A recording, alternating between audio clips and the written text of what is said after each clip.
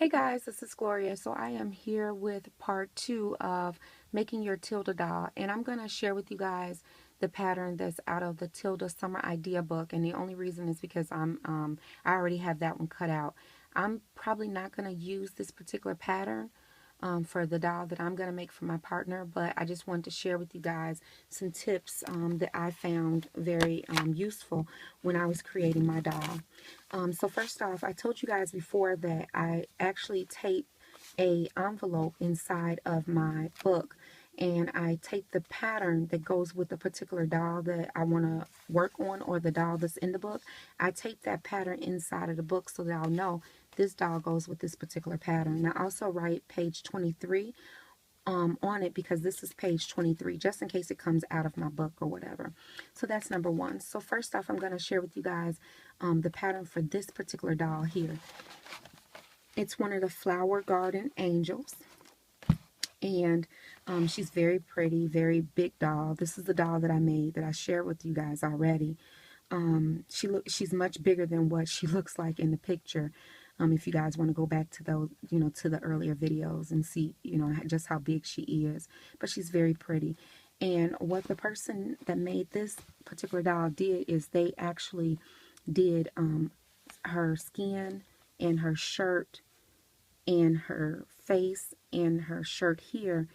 That is actually two different pieces of material, and I'll tell you what I mean by that in a minute. As well as the top of her leg is attached to the bottom, and it's almost well, not seamless, but it looks really good here because they actually sewed these two materials together first before they actually cut this leg out to sew it. So let me show you guys the patterns. So another thing that I do is I copy all of my patterns, and this is like my master copy of my patterns for this particular book. And I keep this copy in the back of my book just so that if I ever need a part, if I'm missing a piece of my pattern, then I can just, quickly copy this and have that piece.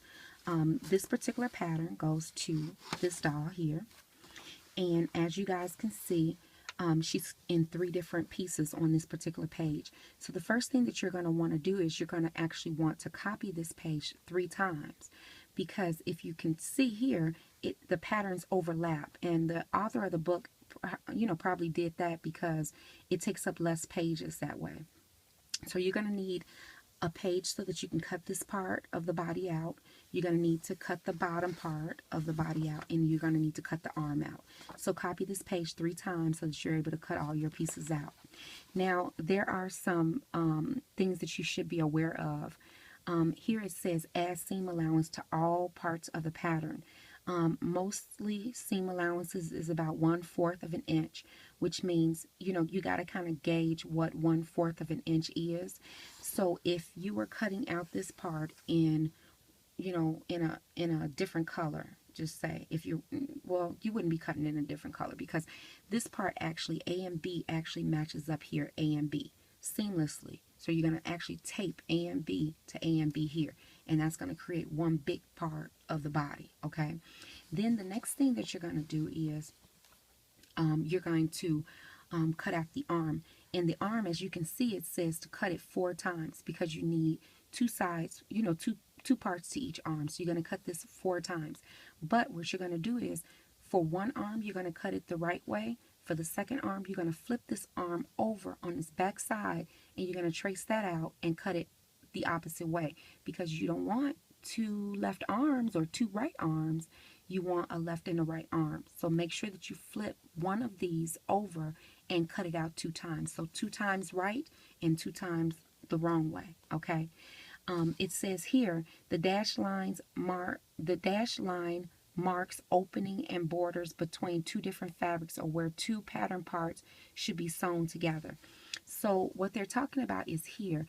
Remember I told you guys that right here, she's blue. It's blue right there. So that's where you would actually lay your pattern piece on top at the seam line. You would sew the brown and the blue together first, and then you will lay your pattern piece where this part right here will meet up right there, and you're going to cut that out and sew this all together as one piece. Same as with right here on her arm right here. Then this right here says extra seam allowance. So including, you're going to make everything like 1/4 of an inch wider anyway. But right here, they're giving you an extra seam allowance because you're going to have to be able to fold it in and sew this part to your doll. The arm is actually sewn to the side of your doll with a blind stitch. And you do that with a needle and thread. So you're going to sew the arm, you're going to stuff the arm, and then you're going to tack the arm down to the size of your doll. And then it says, so that's the extra seam allowance. Then it says double fold means that the fabric should be folded double at this line. But we don't have any double folds on this one, so we don't have to worry about double folds. So just make sure that when you cut this out, you're going to tape A and B to A and B, and you're going to make one big doll from A and B.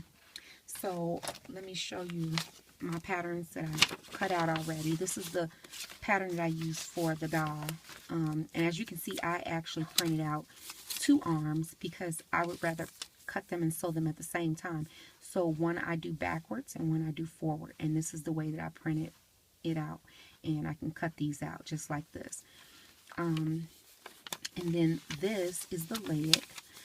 You're also going to match up A and B on the leg. So the bottom part of the leg should match up with the top part of the leg, and this makes one continuous long leg. Now, if you're making her like this in the book where she has leggings on, and then you see the bottom part of her leg here, right here. This is right here where the skin, where I marked on mine skin.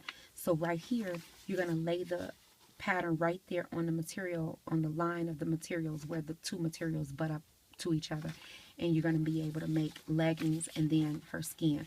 Or you can just do this as one particular color, like one whole, skin tone color, which is fine as well, and a little bit easier actually. So then this is just showing you guys the top part as well as the bottom part of her body. And as you can see, I use washi tape because washi tape is much easier on your patterns. And if you ever want to take it loose, you could take it loose without damaging your pattern. And I write all over my pattern just so that I can remember what I need to remember about the doll. But this is the top part of her. You see right here where it says ES, we're going to add an extra seam allowance. So with this seam allowance here, so this is your sewing line right here, you're going to actually add another 1/4 inch to that because you need room to actually stuff as well as turn it under and sew it. Okay, and so that is about it. So that is the pattern so far. So the next video that I'll do will be showing you guys how to place the patterns down on your material and how to trace them out so that you can sew them out. So I will be right back with another video. All right, thanks guys. Bye.